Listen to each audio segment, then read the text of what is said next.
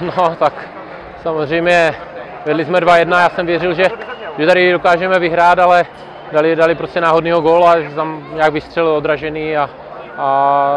dal gól, no tak říkám, byla to škoda, ale pak oni měli spoustu šancí, ještě Břevno, takže si myslím, že dobrý bod z Jablonce.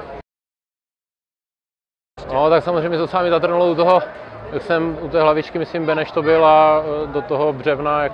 jsem to vytlačil, nebo bylo docela štěstí, ale samozřejmě tam byly závary, hodně centrů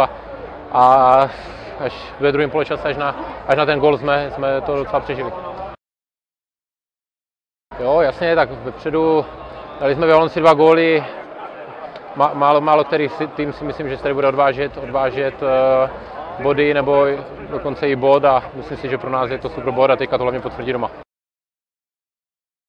Samozřejmě člověk, když vede prostě 2-1, tak pořád věří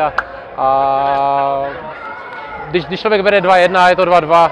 když vezmu ty šance, tak bod bereme a musíme být v tomhle pokorní a říkám, důležitý teďka bude zápas doma.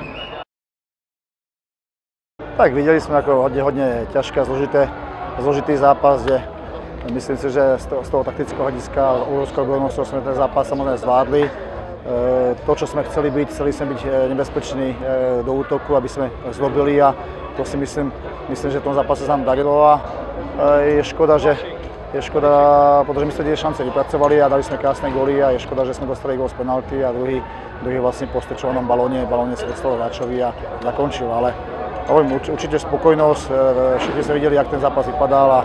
a ďalej to samozrejme nechcem komentovať. Tak poprvé mal veľmi